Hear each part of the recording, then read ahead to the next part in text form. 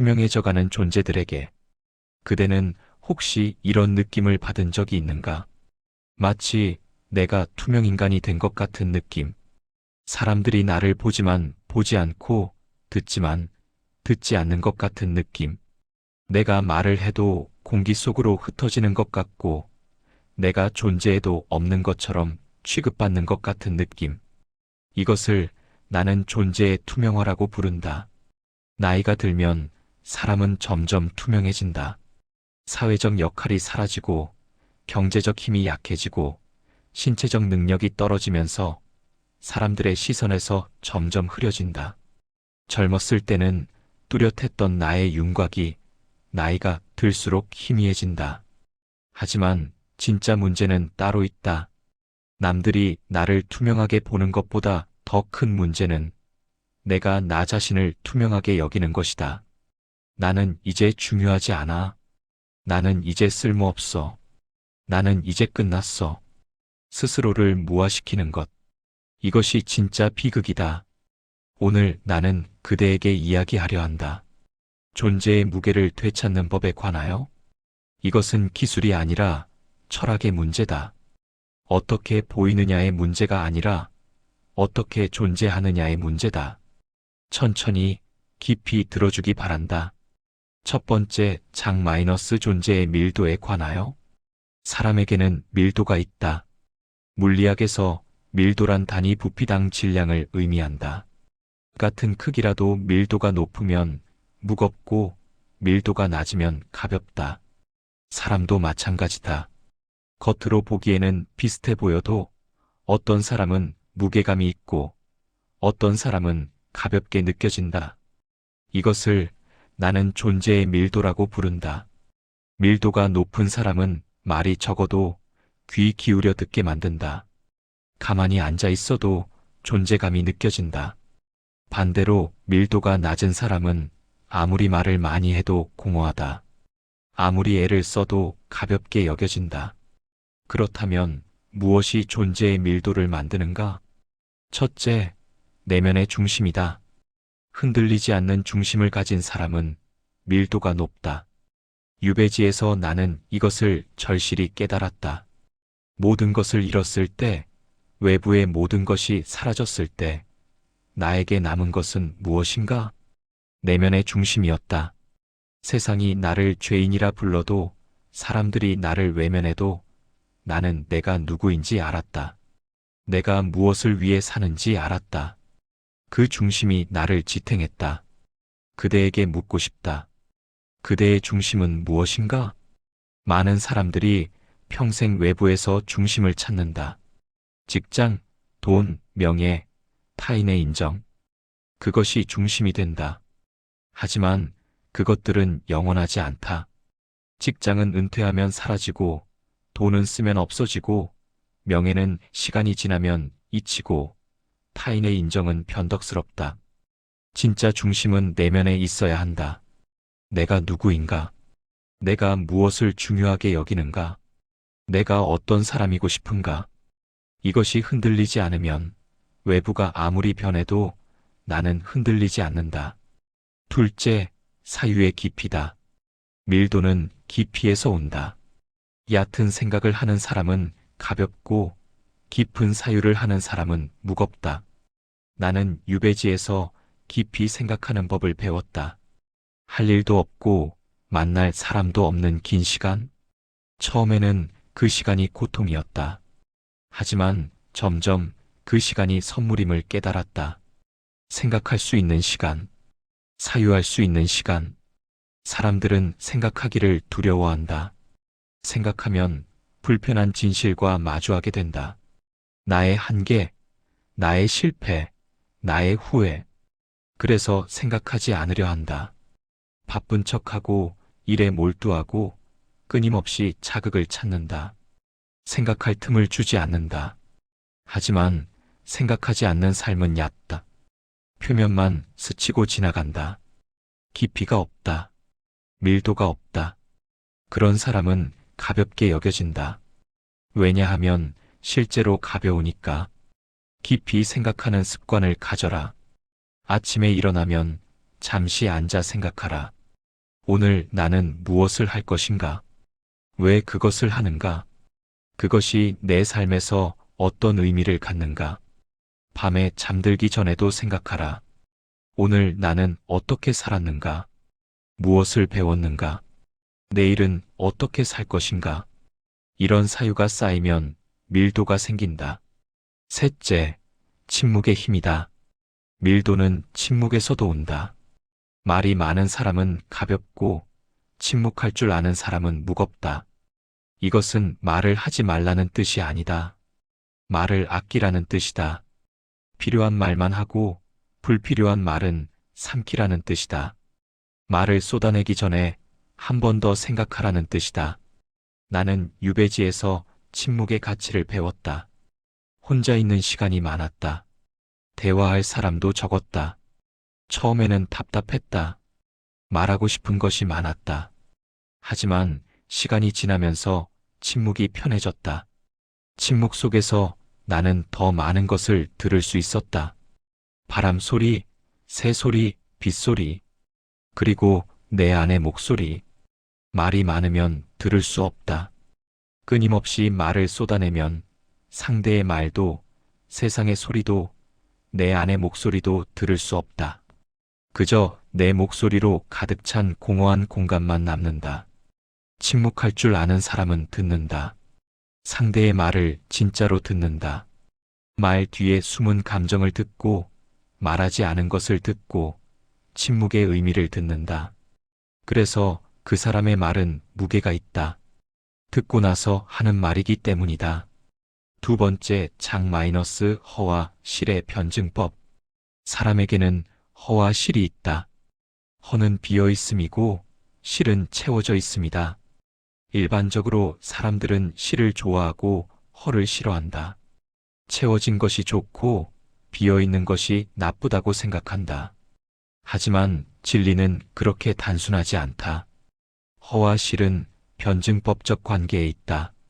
서로 대립하면서도 서로를 필요로 한다.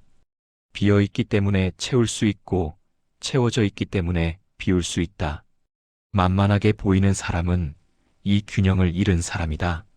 첫째, 과잉의 실을 가진 사람. 자신을 너무 많이 드러내는 사람이다.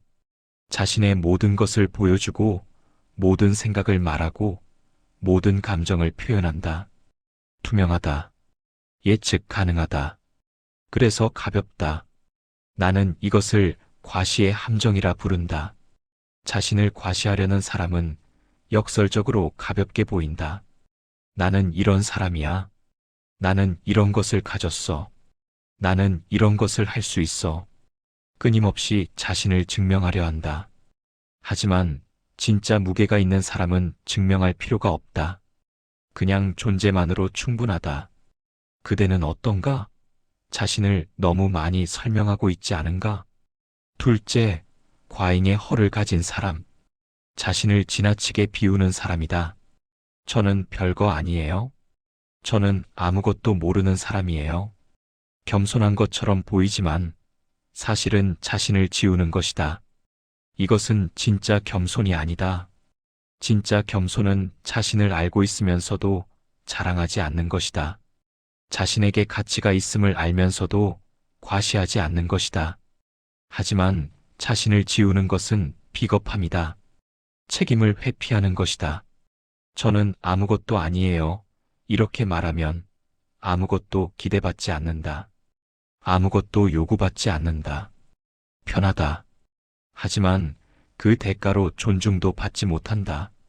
진짜 균형은 허와 실 사이에 있다. 자신을 알되 과시하지 않고 비우되 지우지 않는 것. 필요할 때는 채우고 필요할 때는 비우는 것.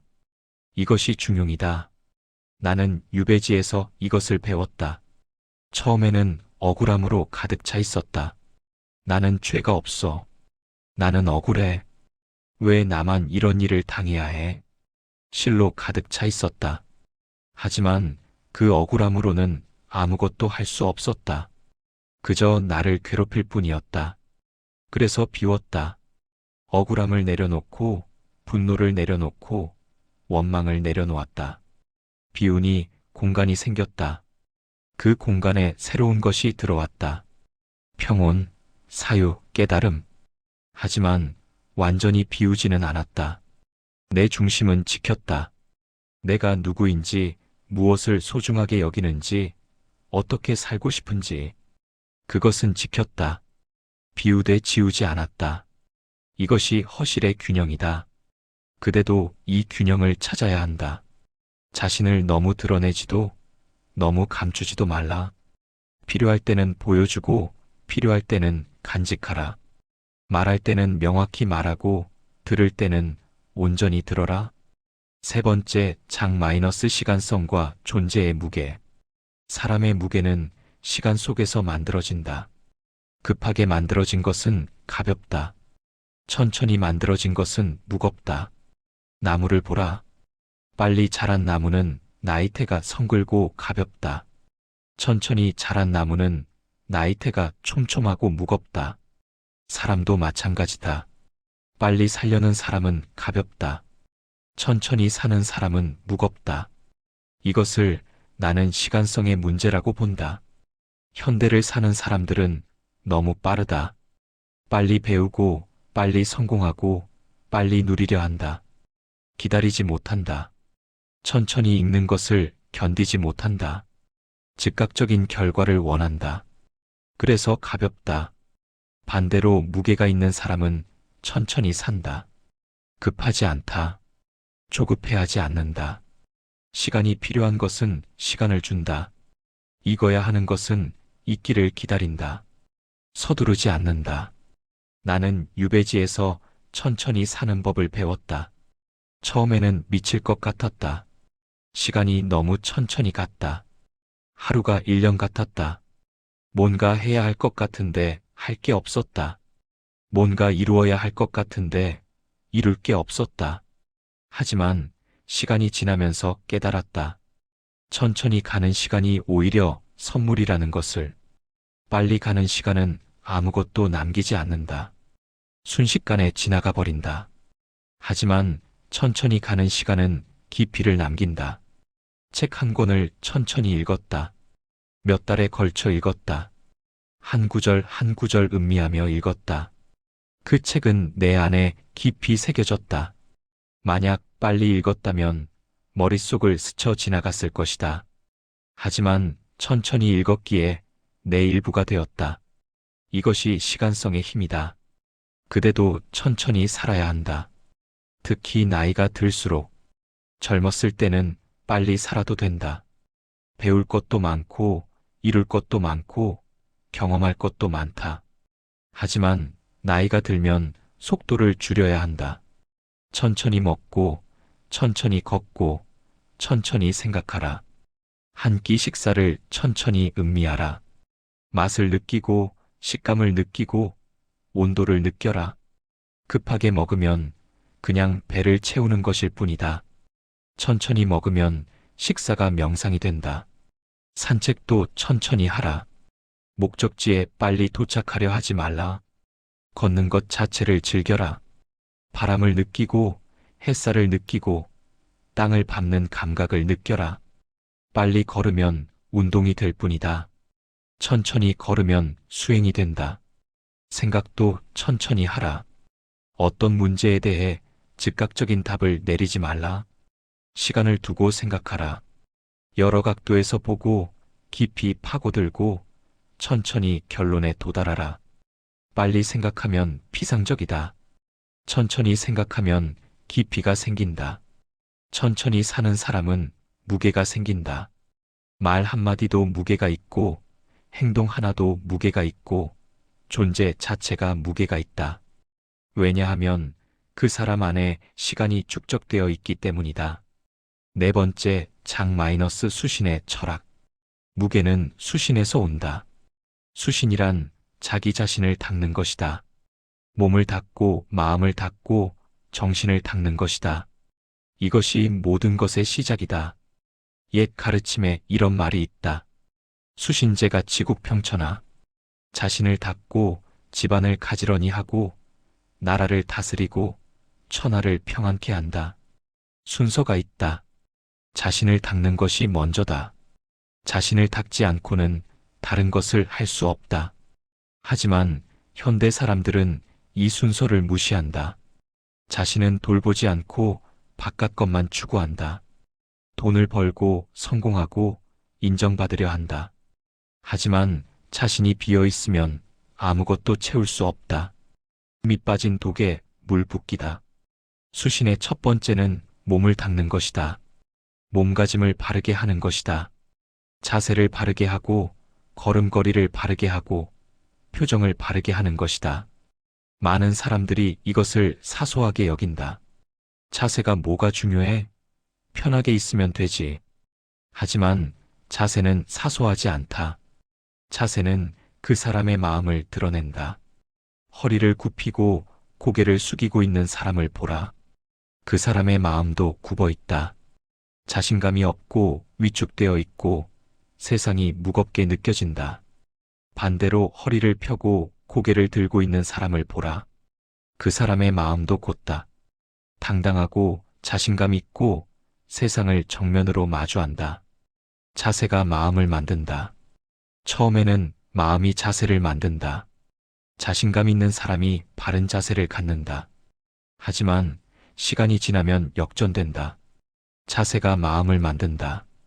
바른 자세를 유지하면 자신감이 생긴다. 나는 유배지에서 이것을 실천했다. 죄인의 몸이었지만 나는 허리를 굽히지 않았다. 매일 아침 일어나면 바른 자세로 앉았다. 등을 곧게 펴고 고개를 바로 들고 호흡을 가다듬었다. 그러면 마음이 정리되었다. 그대도 지금 자세를 확인해 보라. 허리는 곧은가? 고개는 들고 있는가? 어깨는 펴져 있는가? 만약 그렇지 않다면 지금 바로 고쳐라.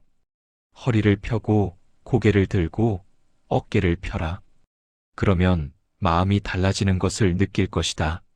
수신의 두 번째는 마음을 닦는 것이다. 마음의 평정을 유지하는 것이다.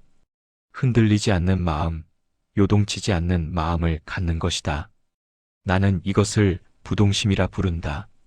부동심이란 아무 감정도 없는 것이 아니다. 감정은 있다. 기쁨도 느끼고 슬픔도 느끼고 분노도 느낀다. 하지만 그 감정에 휘둘리지 않는 것이다. 파도를 보라. 수면은 파도에 따라 오르락 내리락 한다. 하지만 깊은 바닷속은 고요하다. 파도가 아무리 거세도 깊은 곳은 미동도 하지 않는다. 사람도 마찬가지다.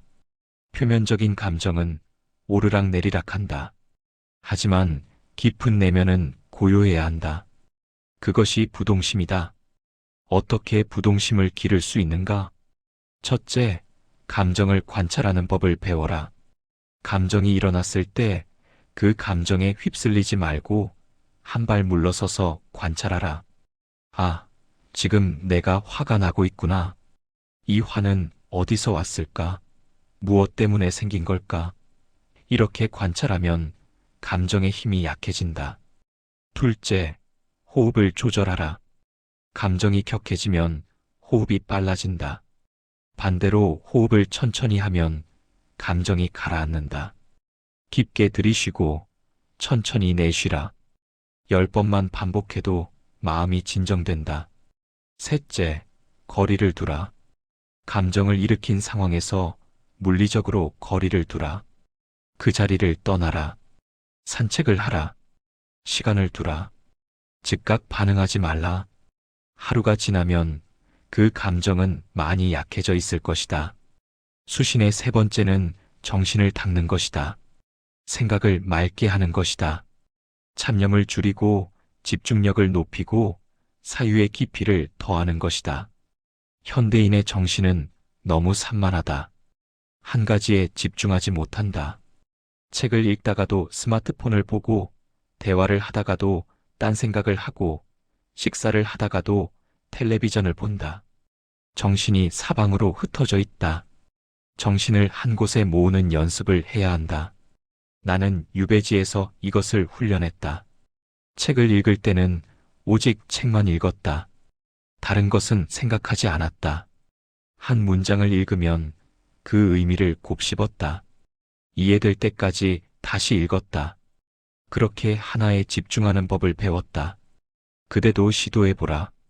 하루에 30분만이라도 한 가지에만 집중하는 시간을 가져라. 책을 읽든, 명상을 하든, 산책을 하든, 그 시간만큼은 다른 것을 생각하지 말라. 오직 그것에만 집중하라. 처음에는 어렵다. 잡념이 계속 일어난다. 하지만 계속하면 점점 나아진다. 정신이 맑아지고 집중력이 높아지고 사유가 깊어진다. 수시는 평생의 과제다. 한 번 닦았다고 끝나는 것이 아니다. 매일 닦아야 한다. 매일 자세를 바르게 하고 매일 마음을 가다듬고 매일 정신을 집중해야 한다. 이것이 쌓이면 무게가 생긴다. 그대의 존재 자체가 무거워진다. 사람들은 그것을 느낀다. 말하지 않아도 안다. 이 사람은 다르다. 이 사람은 무게가 있다. 5번째 장 마이너스 호연지기. 무게의 궁극은 호연지기다. 호연지기란 무엇인가? 넓고 큰 기운이다. 하늘과 땅 사이를 가득 채우는 정대한 기운이다. 이것을 가진 사람은 누구도 함부로 할 수 없다. 맹자는 말했다. 호연지기는 의와 도가 쌓여서 생긴다고. 하루아침에 만들어지는 것이 아니라 평생에 걸쳐 쌓이는 것이라고. 의란 옳은 것을 행하는 것이다. 옳은 일을 하고, 옳은 말을 하고, 옳은 생각을 하는 것이다. 비록 손해를 보더라도, 비록 인정받지 못하더라도, 옳은 것을 하는 것이 일계속해다. 도란 바른 길을 가는 것이다. 비록 그 길이 험하더라도, 비록 그 길이 외롭더라도, 바른 길을 가는 것이다. 지름길을 가지 않고, 편한 길을 택하지 않고, 바른 길을 가는 것이다. 이것이 쌓이면 호연지기가 생긴다. 그대 안에서 큰 기운이 올라온다. 그 기운은 그대를 채우고, 그대를 둘러싸고, 그대를 보호한다. 그 기운이 있으면 누구도 그대를 함부로 할 수 없다. 나는 유배지에서 이것을 경험했다. 처음에는 억울함과 분노로 가득 차 있었다. 나는 옳은 일을 했는데 왜 벌을 받아야 하는가? 하지만 시간이 지나면서 깨달았다. 외부의 평가는 중요하지 않다는 것을. 중요한 것은 내가 옳은 일을 했느냐는 것이다. 나는 옳은 일을 했다. 백성을 위한 정책을 제안했고, 부패를 비판했고, 진실을 말했다.